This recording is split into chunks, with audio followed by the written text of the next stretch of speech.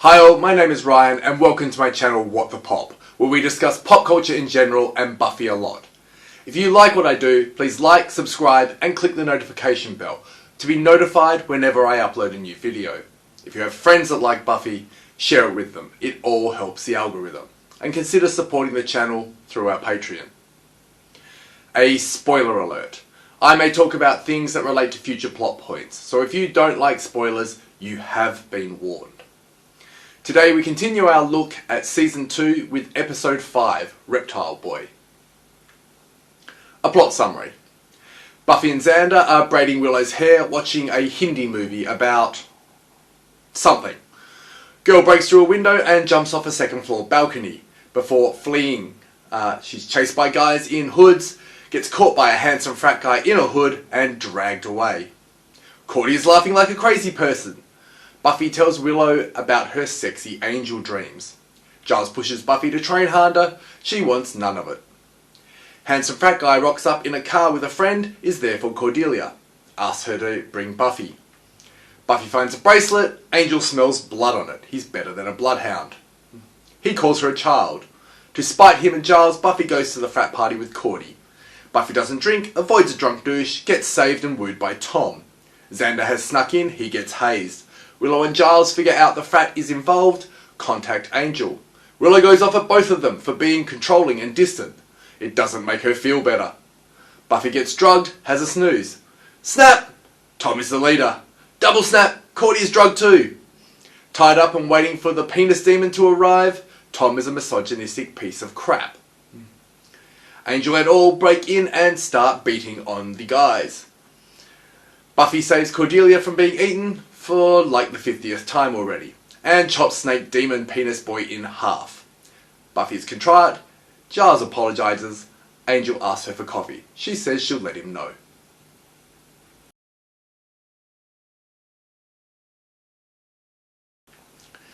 Okay, so this episode usually gets lambasted by the fandom, putting it right down with episodes like I, Robert, You, Jane, and Teacher's Pet as one of the worst Buffy episodes. So I'm probably going to catch a bit of flack here when I defend it. Now I think the reaction to it comes from the very obvious "don't drink girls or you'll end up in a frat rape dungeon" message. But you also have the really bad costume on the actor playing Makita, Xander being a douche guard over Buffy again, as well as the way Angel and Giles treat Buffy as a child. But beneath all that is a far more important message about patriarchal systems and power, and the disposability of women in those systems. It also serves as a follow-up to Inca Mummy Girl, with thematic links to that story and to the major story arc as a whole. From a contained story perspective though, this episode is really well written. It seems like it's going to be another Teacher's Pet, with the reveal of the obvious villain, of the very handsome Richard Anderson, right at the start capturing Kelly. But then we get him dating Cordelia. But then it pulls a witch on us when we find out that the seemingly nice and charming Tom is our real villain and is far worse and far more evil than the obvious Richard. They talk in storytelling about raising the stakes in a story, and that those stakes must continue to build towards the conclusion until you have the falling action that wraps everything up. That scene that reveals Tom as being the real villain is a perfect escalation of the stakes, because in one beat we think Buffy, drugged and vulnerable, is going to be saved by this nice frat boy, possibly putting him in danger from the frat boys in the cult who wear the robes, so that he may need saving too. It then immediately pulls a 180 and ramps up the threat to Buffy by revealing Tom as the villain, as the leader of this cult, then ramps it up again by revealing Cordelia has also been drugged and captured. Well, I have a couple of issues with the timing of the story beats in this episode. I think it still works effectively. Now, while I do think the obvious message is on the nose and rather cliche, I think it's supposed to be, so it can lead to Buffy literally cutting off the giant frat penis. We get some great acting moments in this episode too.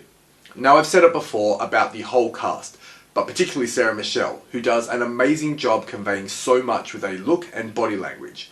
And in this episode, she's perfect.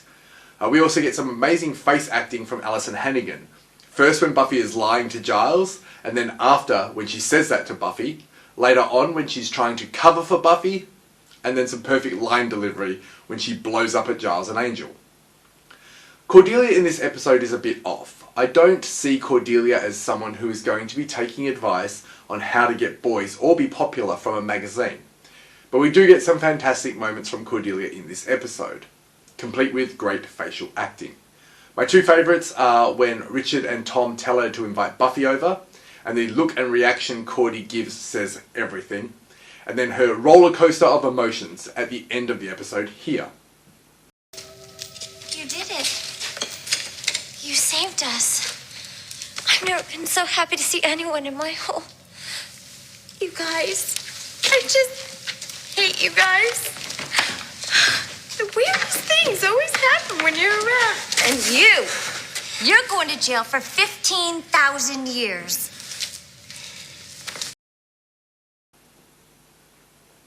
We get another scene with Danny Strong as Jonathan right at the end, after Cordy has gone off the idea of college boys. For now.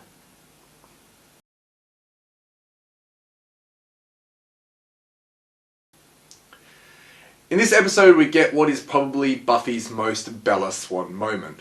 If you took this moment and turned it into an entire novel, you'd have Twilight. The moment is this one, in the graveyard, with Angel. This isn't some fairy tale. When I kiss you, you don't wake up from a deep sleep and live happily ever after. No.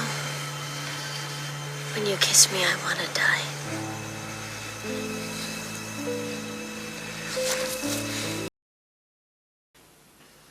When I first saw this episode, I cringed really hard at that line, and it wasn't until I watched the DVD commentary by David Greenwald, who wrote the episode, that I started to reevaluate it. In the commentary, Greenwald said it was a great line, and he really wanted it there. So I looked at why it's important thematically. Now, I've said in previous videos that couples, sex, and Buffy's sexual maturation are the theme of this season. And looking at this scene in light of the prior episodes, and that we are talking about a vampire and a human, the line actually takes on a rather multifaceted dimension. Reading it in the wake of Twilight, it could be a very surface level teenage girl reaction of "I'll die without you," that overdramatic Bella Swan reaction. But this is Buffy, not Twilight. At this point, Angel and Buffy aren't really together, but both of them are very aware of why they shouldn't be. She's 16, he's 241. He's a vampire, she's the Slayer. He is immortal, she is not. But they still want it. In previous episodes, particularly Season 1's Nightmare, we saw that Buffy fears becoming a monster, and this was represented by her becoming a vampire in that episode. A vampire must be sired, and Buffy has to die to become one. So like Bella Swan eventually did, the line, "When you kiss me I want to die," could be read as Buffy saying that she wants to become a vampire with him. She wants that immortality so they can be together, which, in light of her fear of becoming a monster, is an indication of the strength of how she feels. Of course, Buffy would never choose that, and Angel would never allow her to do it. Now, every year we have a fringe festival in my city which has lots of cabaret and circus acts and comedians and just a whole heap of small productions. And one of those cabaret productions was Bernie Dieter's Little Desk Club, which, if you ever get the chance to see, you absolutely should. Now, after I saw it, I looked up what Little Death Club meant. And the Little Death is basically that kind of post-orgasmic bliss. It can refer to other things, but in a modern sense it generally refers to orgasm.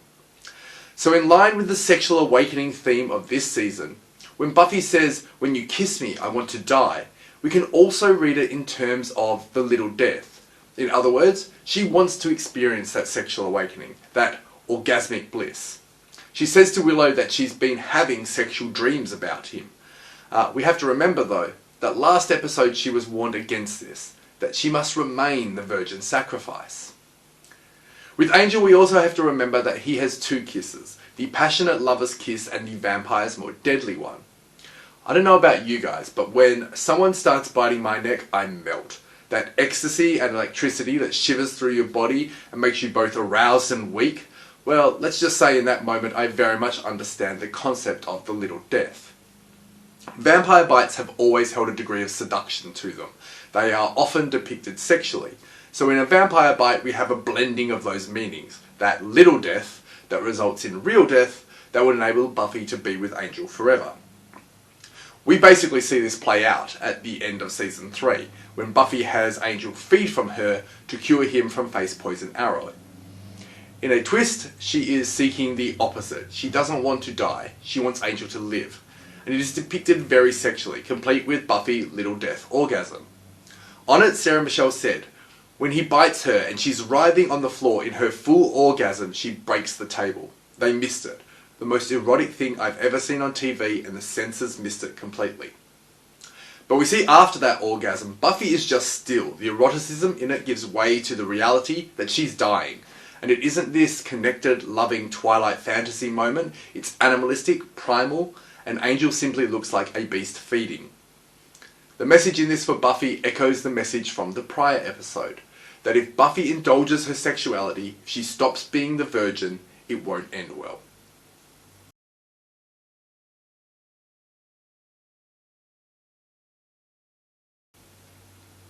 This is another theme continued from last episode that I briefly mentioned when talking about virgin sacrifices. Patriarchal systems commonly thrive at the expense of women, often considering them commodities and secondary to the needs of men. In the last episode, you had a patriarchal system trapping an Incan princess as a sacrifice to protect her people, something that Buffy felt echoed her experience somewhat.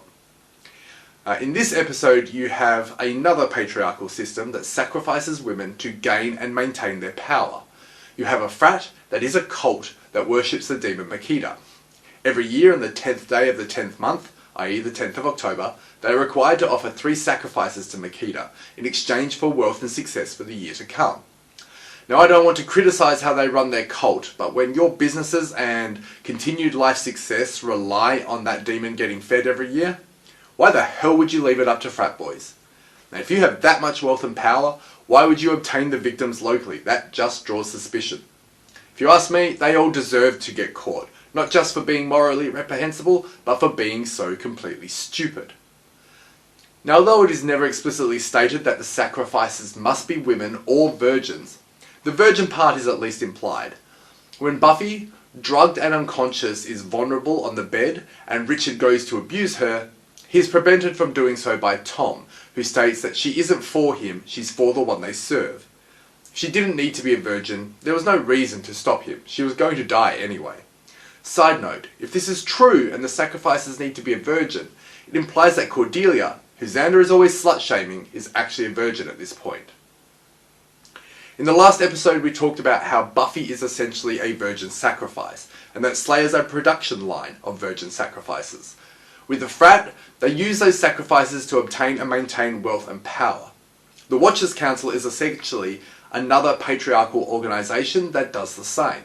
The men who created the Slayers formed the Watchers Council, which obviously has wealth and power. And we learn that the Watchers Council involves a number of people and seems to have a great deal of resources at their disposal. We learn in the future that Giles as a Watcher receives a salary from the Watchers Council. Buffy, however, the actual Slayer, the one that does all the work and is constantly at risk, does not. Let's consider why that is. Slayers are generally called in their teens. Buffy was 15 when she was chosen. No one ever seems to be chosen when they are outside their teens.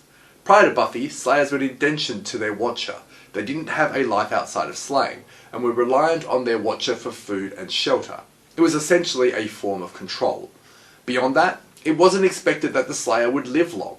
For example, Kendra lived and trained with her Watcher from a young age, when she was initially identified as a potential. She wasn't allowed to have a social life, and was devoted to her Slayer duties. The time between her calling, when Buffy initially died, and her own death by Drusilla was only a year. Buffy is struggling with that control in this episode. We saw her struggling with it in the last episode too. Here, that struggle, and her issues with Angel, result in her lying and making the decision to go to the frat party. Now, Tom is the perfect villain here, and another cautionary tale. He's manipulative and devious, and does it quite masterfully. He listens to Buffy, hears what she says, and uses it to get her to drop her guard. One of the things I teach in self-defense is that people will often use this method on you. They will take your caution or whatever it is and use it against you. For example, they may offer you a ride or something, and when you decline, tell you that you're smart to be so cautious, but it is possible to be too cautious because you can miss out on good things happening to you, like a free ride. Tom tells Buffy she's mature, that he likes that she's mature, and it's exactly what Buffy wanted to hear after being lectured by Giles about her responsibilities and Angel telling her she's young and doesn't know what she wants. She replies, "Oh, you think I'm mature?" Which is the opposite of what Richard said, and how she's being treated by Giles and Angel. Tom knows he has her at this point, and then exploits it later when he toasts to her maturity, getting her to imbibe the spiked drink. David Greenwald mentions in the commentary for this episode that the whole thing could be seen as how women are often sacrificed by men to maintain their power. I think that is most highlighted in the third girl for sacrifice, Kelly Megan Anderson, played by Jordana Spiro. Why is the last name familiar? Because the pretty frat boy we know is evil from the start is Richard Anderson, of Anderson Pharmaceuticals and Anderson Cosmetics. It is never explicitly stated in the episode, but it is highly likely that Kelly is either a sister or related in some other way to Richard. Why do I think this? Well, first the name. In an episode where the Anderson name is highlighted a number of times, it seems rather purposeful that Kelly would have that name. Second, she clearly comes from money as she attends an elite private prep school. Third, she seems to know what's going on. She tried to escape, and she's not scared. She's angry. She is absolutely pissed off, with Richard particularly. But she knows that despite his niceness, Tom is the real snake. Tom is the dangerous one, despite his fake niceness. And in terms of sacrificing women for wealth and power, what highlights that more than a family that is willing to sacrifice a female member of that family in order to maintain their power? We get the girls chained to a wall, ready for sacrifice to the giant penis demon, because all women must be sacrificed to the phallus. David Greenwald says in the commentary that they did this because it's the trope, the stereotype. I said in the last episode that in pop culture, the virgin sacrifice is usually saved by the hero. What I didn't say is that the hero usually gets that sacrifice as a reward. She throws herself into his arms and he usually takes her virginity, his prize for his manly heroics. Here that trope once again gets turned on its head. We have Giles, Xander and Angel coming to save Buffy, but as they arrive, she has saved the girls and done all the work, and cuts Reptile Boy in half. Literally, she dismembers, and that was a purposeful pun, the penis demon worshipping frat cult.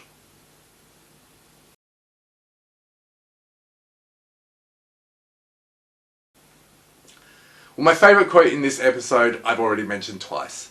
It's this one from Willow. She lied to me? Oh. Did she have a date? Oh. Oh. Why do you think she went to that party? Because you gave her the brush off. And you never let her do anything except work and patrol. And I know she's the chosen one, but you're killing her with the pressure. I mean, she's 16 going on 40. And you! I mean, you're gonna live forever. You don't have time for a cup of coffee? Okay. I don't feel better now, and we've got to help Buffy. It really is Alison Hannigan at her best. Thank you for watching. If you've enjoyed this look into the Buffyverse, please like, subscribe to the channel, and consider supporting us through Patreon. If you've disagreed with anything I've said or think I've missed anything, put it in the comments below, and I'll see you next video.